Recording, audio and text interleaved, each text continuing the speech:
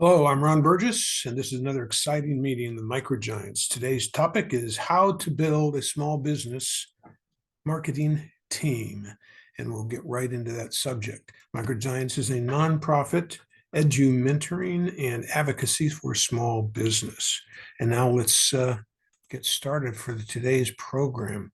We had some people suggest that they'd like to build a marketing program for their small business, but they didn't really know how to go about it.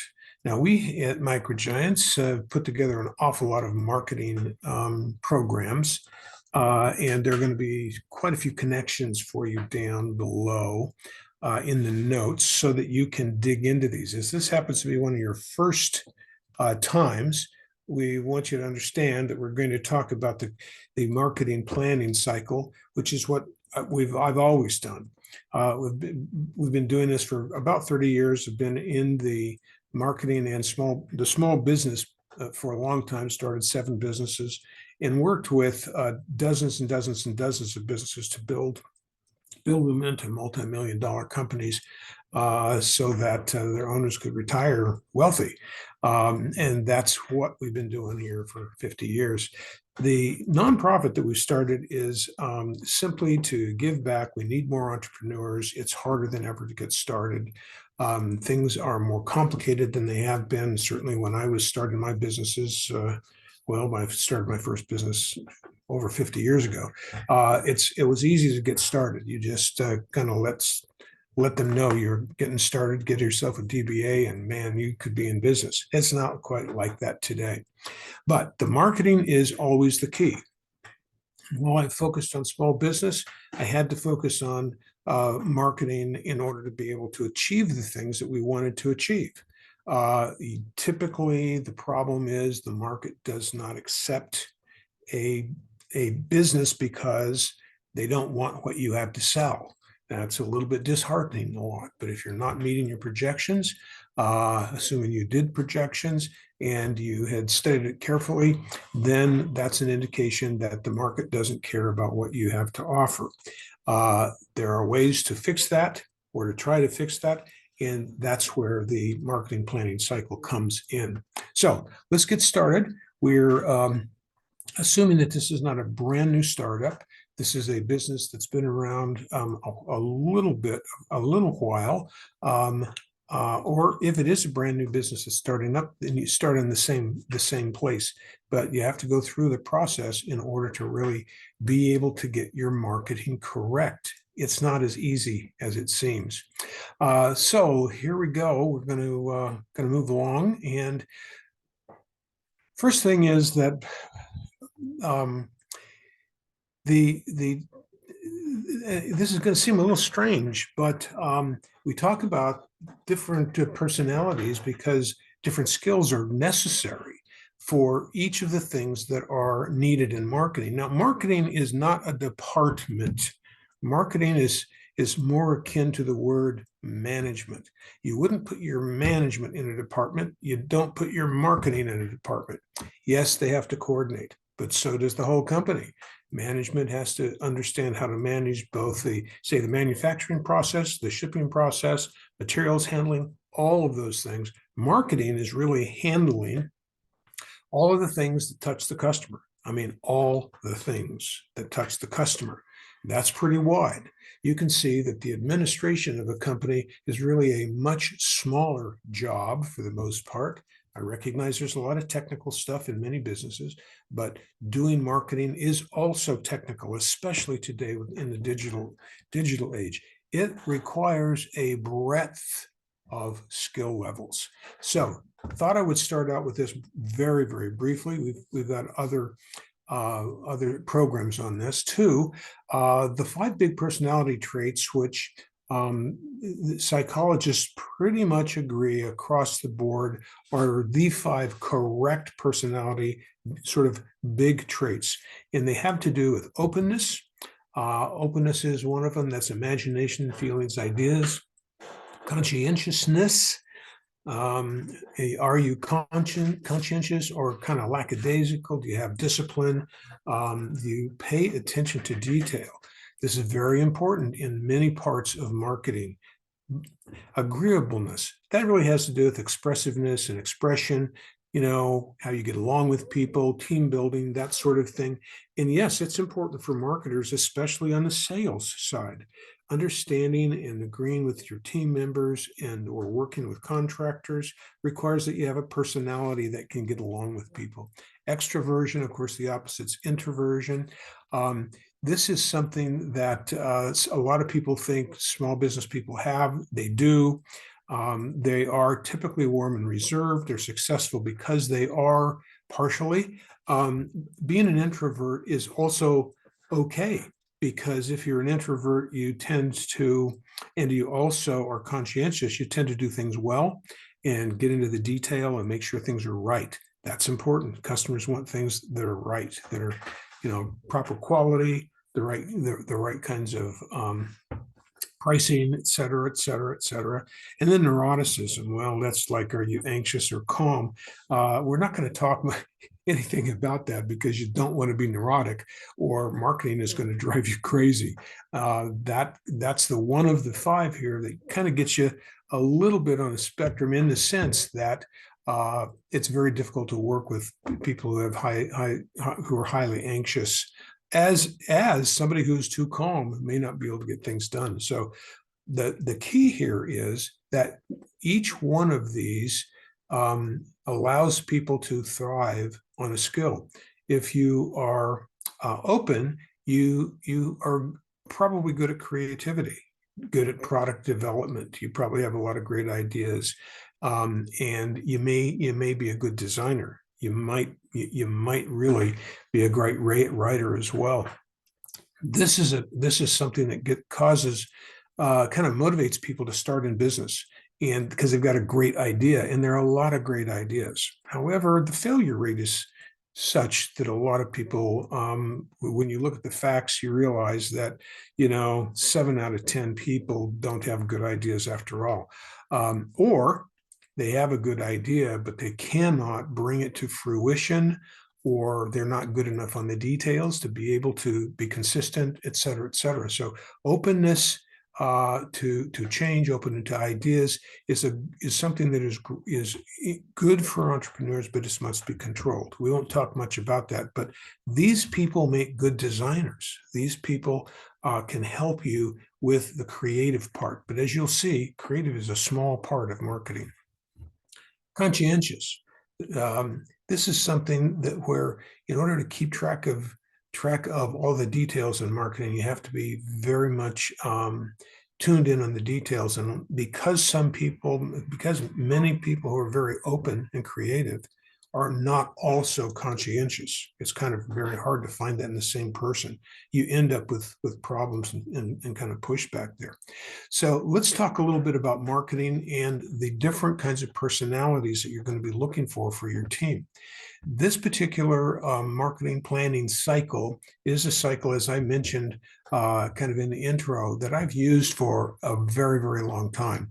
And I found it to be very effective because it helps people organize where they're going. One of the biggest killers of a marketing initiative is really the idea that you get something started, you got a great idea, and you can't get it done, or it's poorly executed, or it's not sent to the right people. So what this does is keep people on task. It helps them manage the process. Good marketing people are by necessity great project planners. You don't hear many people say that, because most people in marketing don't consider themselves good project managers. Or you think of project managers as construction projects, large events, that kind of thing. But the truth of the matter is, there's so many disciplines required in order to complete the entire marketing process that you've got to have someone keep this thing on track. This helps do that. We always start with customers, because customers are the primary and important issue. And if you don't get the customers right, you've got kind of a problem. Well, what do you need in order to be able to do that? Strangely enough, yes, you need to have people who enjoy data. You look at data in order to be able to understand customers. There's a certain technical aspect today that is important. The technical aspect has a lot to do with the new digital world that we live in. So that's a kind of a person that's typically conscientious.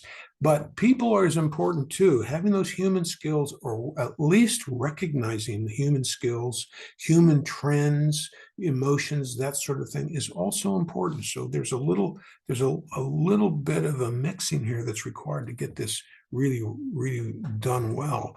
So what about evaluating competition? This is an important part. This is mostly technical and data oriented.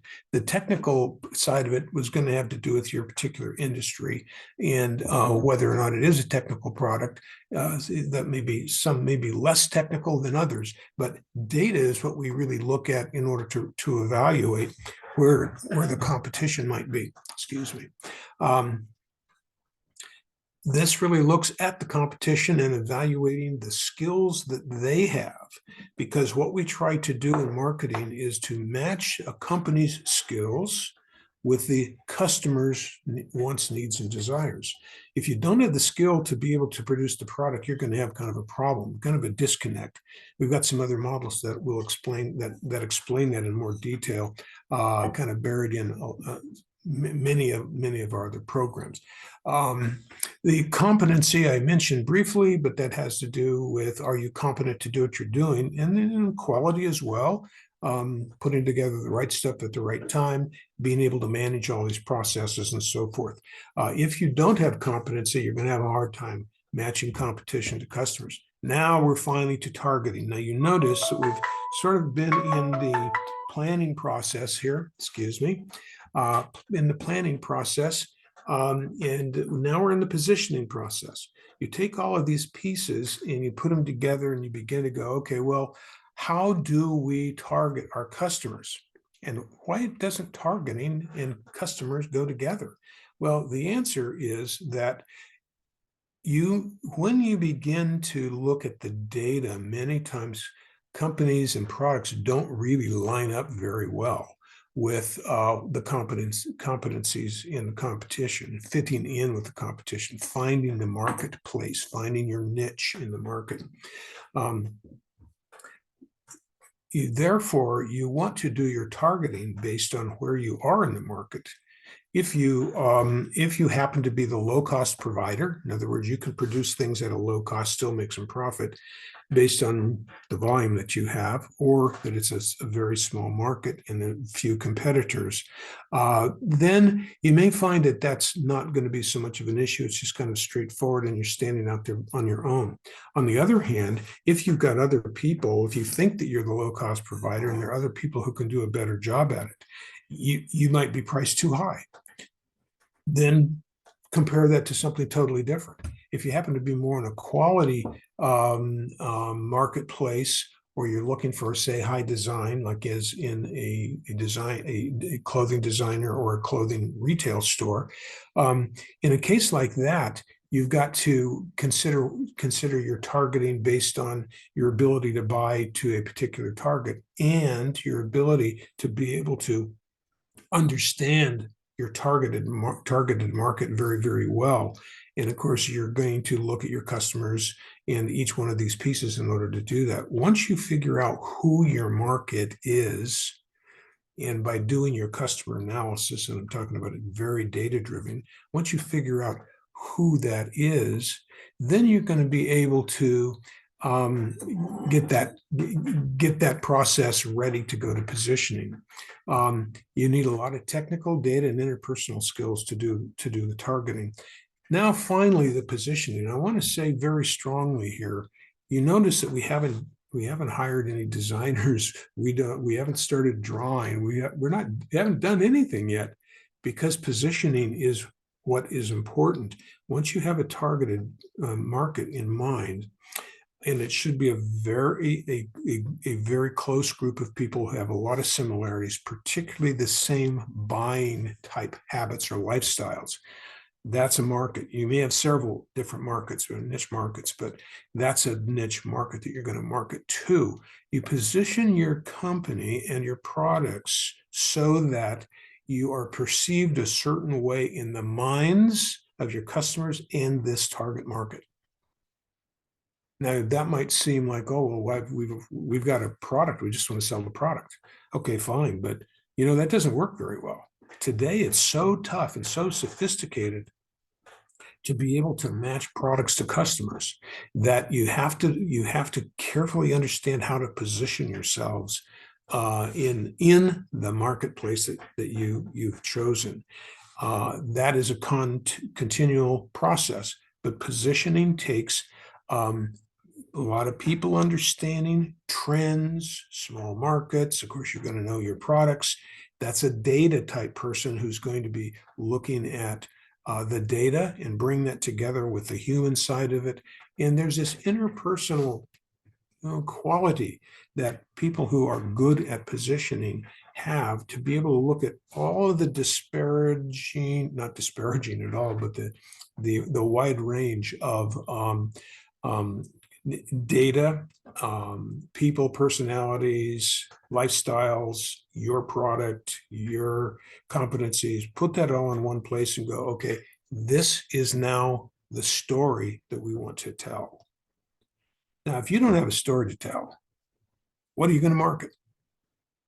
So you can see here that so far we've done an awful lot of work with data and technical skills. These kinds of skills are necessary. That may be you, and maybe you can do these things. In fact, owners need to be in charge of the strategy to do positioning. Now, that doesn't mean that there aren't people out there that can really help with this kind of thing, but they're few and far between in terms of being available to small companies. And in fact, micro giants in our programs can really help you with this whole idea of positioning, because we spend a lot of time, effort on this subject. Because, well, the truth is, when we get the positioning right, we know what to say. And that means we sell stuff. If the positioning is wrong, things fall flat. You can't sell things. And I've got lots and lots of stories about how companies thought they were doing the right thing. They had a certain ethics and principles, and they cared about quality, whatever their ethos was, but they didn't resonate, or what they were doing wasn't resonating in the minds of their customers and their prospects, because their messaging was wrong for them. This happens way more than you can may be able to believe it, but it happens an awful lot. And that's why we're seeing small numbers survive the first 5 years in terms of new businesses. That's actually why many companies go out of business. Their customers change, and they just keep doing the same old thing. They're not following the change of the customer, and they get the positioning wrong, or they don't do it at all. Now, if you don't have a positioning statement, you need one. Let me reemphasize, you need to have a positioning statement, because the people who are going to be working for you, which includes yourself, especially if you're really small, you're going to have to know why you're doing things. And if you don't know what you're attempting to accomplish, you don't know if your message is going to be right. The content you create needs to be appropriate. If the content's appropriate, great. Now you're on the very first step. Now, we are finally to executing the plan. You notice we're more than halfway through here, and we're finally going to do some execution on this particular project. Content. What is that? Well, it really stands for the message, communications, in all of the ways that you are going to try to tell your story, including visuals, including video, including all the basic media. We haven't talked yet about media, but we're talking about developing the content. The content is developed first.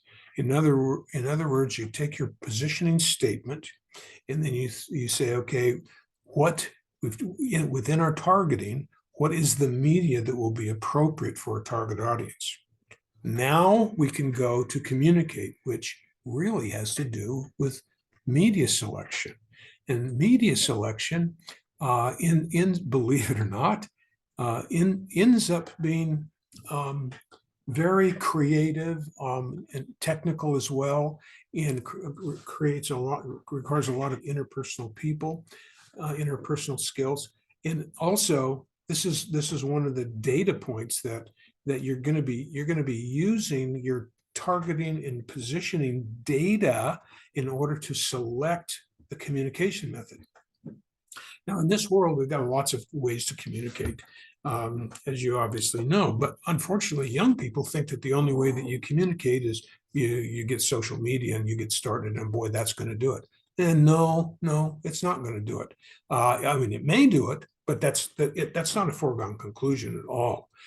Basically, you have to determine if your customers respond to, and I didn't say participate in, but respond to social media.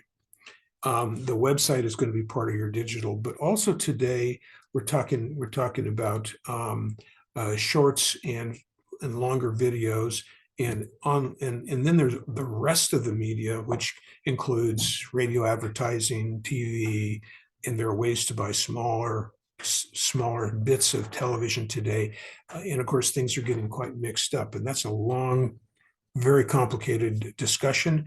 The way that you determine that is through analytics. Those analytics will help you try your best to get the cheapest and best message in the hands of your target. That is what we're trying to accomplish here. And finally, the data person is the analytical side. And the analytical side is we're going to continually look at the numbers. If you don't like numbers, you may have issues here. I hope you do like numbers, or at least you can find somebody who would help you with numbers. And I'm not talking about an accountant necessarily, although accountants can help you set up, or bookkeepers can help you with spreadsheets and that sort of thing. But what you need to do is you need to know who makes the sale, what media was used, and what content message was used to get that person to the sale.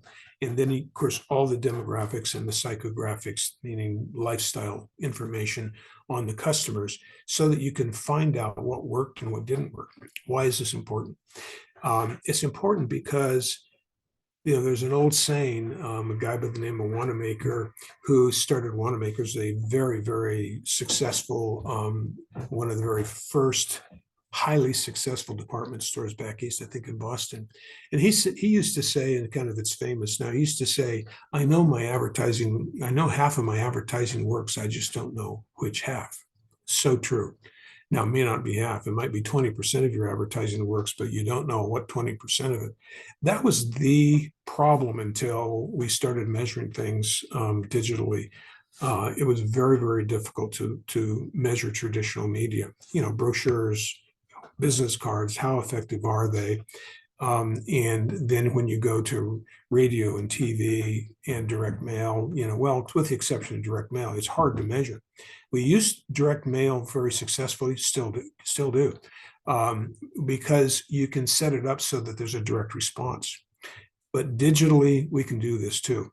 And so tracking all the social media and all of the advertising through, with Google and social media, et cetera, now you can get a tremendous amount of data that helps you understand how many of you, what the reach was. In other words, generally speaking, how far did your message get projected, what the views were, how many people actually stopped and looked at a particular piece, and if they click on it, what their interest level was, and then the next step is, did they actually buy?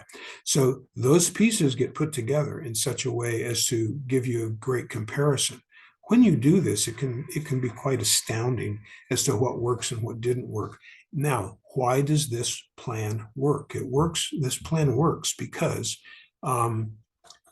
it self-corrects. And then you keep going around and around and around this, adding to your knowledge each time, getting a little deeper with customers, understanding competition a little bit better, checking on your competencies in a more more technical, deeper way, et cetera. You go around and around. It's the self-correcting mechanism that was the reason that corrected all of my work with clients in both my own businesses and in with client businesses. I was never a genius in all of this stuff. Yes, I've had a lot of experience. I have both an art degree and a business degree. I'm weird that way. So I happen to like data. I happen to like creative. And so with a lot of experience on how to actually get this done, I've been able to be a voice on these issues, but that still didn't make me a magician. It's the data capture, the analysis, and the cycle of building marketing plans in a disciplined way. That's what made my clients successful, and that's what made my businesses successful. Okay, so we're trying to build a team here. Who do you find? How do you get this done? Basically, you're looking at skills-based and creative and/or technology, the data people. Those people have personalities, as we discussed, that are very conscientious. And there are assessments that can help measure conscientiousness. And once you learn when people are conscientious, then those people are going to be the ones that you're going to get for the data analysis and or creative or whatever the particular task is. Keep in mind now, you're going to be selecting people, whether they're employees or outside contractors, that are going to be able to bring the skills and the personalities into your business to help you with this very, very broad, multidisciplined kind of problem, which is marketing. Also, strategic thinking with skills in analytics and the big picture thinking is something that we hope that you are going to be running. This is something that to get through those first 3, 4, 5, half of the process, you've got to drive that. And you need to be thinking strategically, working on your business, not in your business, kind of in order to get there. And you've got to put your mind in the frame of, I'm thinking bigger. I'm thinking not big in terms of we're going to grab everything, but bigger in the sense of we're going to look at all of these disparate kinds of information, bring them together into a single kind of thrust and strategy that is going to lead us to the positioning statement. And then we're going to be able to build off of that. And finally, you need to have these highly conscientious people to be able to do both your accounting, that's one of them, keeping track of your data. It takes somebody who really cares about this and does this on a regular basis, and someone who can, and again, hopefully this is you, but someone who could manage projects. Project management is really never discussed as being part of the issue for marketing. You just don't hear marketings talking about that. Okay, so summarizing, 1, don't look for help until you are ready. Get your positioning done before you start looking for outside help, unless you're looking for people who are experts in positioning, and there are a few. They're also very expensive. Okay, first, content. You're going to communicate with words and then worry about the images. Now, I know there are creatives out there that are going to go, oh, I can see exactly what I want to do. I mean, this briefcase I'm going to sell, it needs to be in the context of this certain kind of a person who's going to be on an airport, or she's going to have a shoulder strap and going into a meeting, and this is how I want this. Well, wait a minute. Okay, but explain that first in words. What will you say about that? Are you going to have any words that support it? Will it be an announcer, say, doing in a video? If it's going to be in print, you got to have something to read. Maybe not, but there are good brands that don't do anything but show a picture, but they show the logo too, and the logo has been well crafted over decades in most cases. Thinking Gucci and Ferrari and all of these, all the high image brands, but they have built a brand that people know of. Chances are very few people know your brand. And the brand is that visual stimulus, but it was developed very slowly over time in the case of these older companies. And what you need to do is start developing that now and try to speak about it in words. Now, if you're not a great wordsmith, you may want to hire, a writer, someone who can take those words and say it in a way that you might not, but specifically communicates your positioning statement to your target market, and make that the criteria. That's what you want somebody to do. And then see if you can find someone who can help you there if that's hard for you. Be wary of using friends. You can lose friends because they say they can do it and you don't like it, or they're not very good. It's kind of hard to deal with. So, typically paying people to do this is a better idea if you can possibly afford it. If you're really, really small and really, really new and you need a bug to get started, you may find that, your brother-in-law can come up with something, and that happens all the time. That doesn't mean it's going to be right, but sometimes it is. And so you still got the opportunity to phase it out and do other things, but you've got to be careful not to set the wrong image right out of the gate. I can give you a lot of examples of companies that put up a sign that says something negative to a customer base, and people won't even go into the store because the sign doesn't speak to them, or it actually creates a negative image. There are people who don't like skulls. There are an awful lot of other folks who use skulls for all kinds of things. Well, that's a certain kind of a customer. That's a certain profile. It does work in certain cases. You need to understand and do that. So be careful not to pick the complete wrong image for your business. Secondarily, if you're looking for, when we get to the media, or whether it's print, digital, direct marketing, like sales and or direct mail and branding, when you get into this particular area, you're really looking at creative also, but these tend to be technical. And your print people know how to do print. Now it's not so much an issue like it used to be, because you can do wonderful things on your printer, but you got to have the right design. Okay. So if you have a good design, you can do a lot of printing on your own. If you're very small, you may not need to go to a printer, but there are good printers today. That didn't happen 20 or 15 years ago. Good printers today that also have small design houses, and they can many times do pretty good work for you for not a lot of money, because they make their money in the print, not necessarily on the design. The ones that say that they are great designers and good marketing, they're marketing experts. You want to be careful about that. There are very few marketing experts that can cover everything in marketing. It's just too broad of a subject. And some people are good at direct mail, and they can help you on that, because there's some specific things that need to be done. Some of those are print shops. But then you get into digital. Print shops don't tend to be very good, although some of them say they do websites. You need digital people to do that. It's a little different media. If you do digital, make sure you will do digital. You got to have a website. Make sure you have control of your hosting platform and the keywords, etc. And pay attention to that. And your detail people in your company need to have that, and or change the passwords in a timely manner, et cetera, et cetera. But that's really important, because you can lose your property if you don't do that. And then, of course, branding is something that really happens as a result. And they're good people to do good designs, but they need to have, and you'll save money if you give them a positioning statement.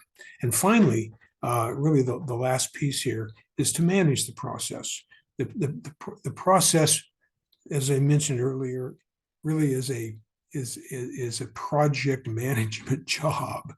And that's kind of what the owner has to do. They have to manage the whole process. So that's kind of it in a nutshell. And I'll just finish by saying that very small organizations are not really capable of having a whole team. I've said many times before, it takes 5 types of individuals in order to be able to have a full marketing team.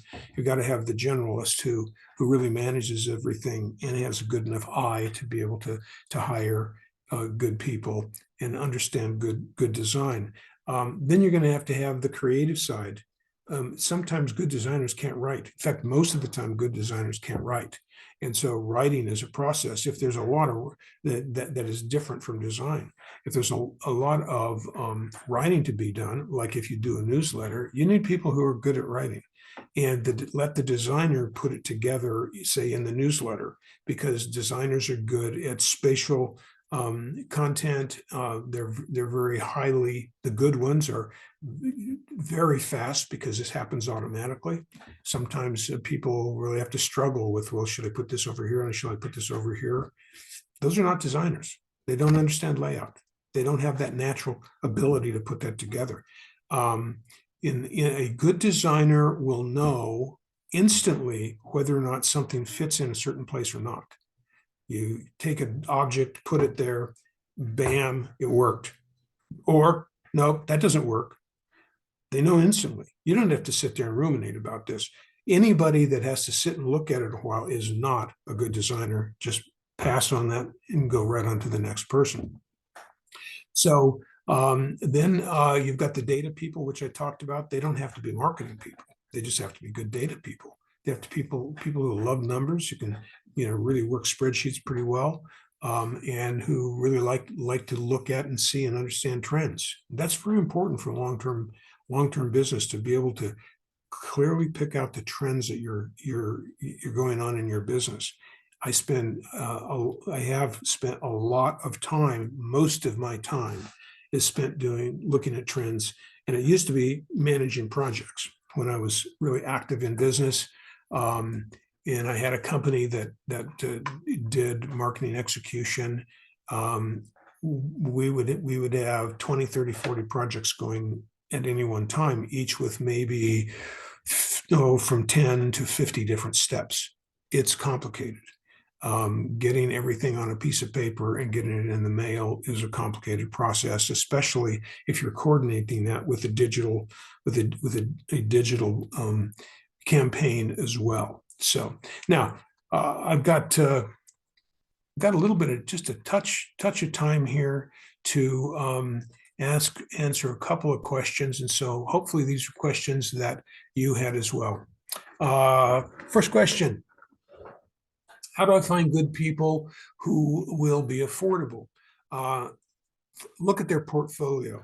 They're talking creative now. Look at their portfolio first. Get recommendations from similar businesses to yours. If you're a dirt hauler and somebody comes in and shows you what's going on with their women's store, it's like, no. Industrial work is considerably different, and you want people who have done industrial work. And you want to see portfolios of industrial work. You don't want to see, a bunch of fancy cars. You don't want to see fine furniture, ads, layouts. You want to see the industrial side. Business to business, completely different than business to consumer. And you need to have people that are focused on, B2B or B2C, whichever you happen to be. Call each one of their references and ask them about whether or not they were on time. Did they overcharge? Were there charges that you didn't expect? And find out and be sure you know clearly where the ownership of all creative is developed. Do you own that? And of course, the answer is yes, you do own that. But also in most states, in fact, in the country, whoever does the work also owns it. And so you need to have, if you're doing big projects like a logo, et cetera, you need to have them give up their rights to the creative, because you both own it once it's been completed. So that's just a little thing you want to be careful of. Keep all the digital keys as I mentioned, passwords, hosting relationships, those kinds of things, so that you have control of your marketing that someone else doesn't. That can really, you spend a bunch of time and effort in a website, and you find out that and this used to happen more than it does today. You find out that somebody hosted it on their own platform, or one that they control, and that they won't really give you the website because they made it and they own it. You don't want that. So, okay, other positions. While you're small, I would suggest that you do as much as you can to go through the process that we outlined and do each one of these steps on your own with a little bit of help by question and answer from people. In other words, ask people that you know in the industry about a specific issue. Maybe they can help you or give you an opinion, or you might be able to get someone who knows something about your industry, who would be willing to take $100 an hour on for phone conversation or Zoom meeting. I think going through and asking questions about how to build this first part, this strategy, the position, and I think helping you there. You don't need to have a big agency help you do that. Well, you want it right. If you're not confident about where you're going, you might have somebody take a look at it and give you some opinions about that. But going to a big agency for most small businesses is really not very workable. And finding a small agency that are only 2 or 3 people, well, they'll be better for you because they work with small businesses. Sometimes they're not very good. They're not competent. So again, use recommendations as a key thing. Spend the time, just as you would with an employee, to look at references and have questions and ask those questions and understand exactly what you're asking. You understand and make sure they understand what you're asking for, so that that's what you get, not a whole bunch of other stuff. Okay, one more question. How will I know if it's working? Well, measure. If you don't inspect, you don't get what you expect, as that old saying is. And so set your expectations. You should have some goals. You should say, we're going to do this direct, we're going to do this direct campaign on YouTube with advertising that will push people back to the website where they can buy something online, or at least contact us online. So what's reasonable? Well, it would be reasonable for you to have, depending on the market, of course, every market's a little different, maybe a ratio of 1% of the people in the reach, maybe 10% of the people in the reach will actually view it. And of the people who view it, you might get 1% who click on it. Okay, fine.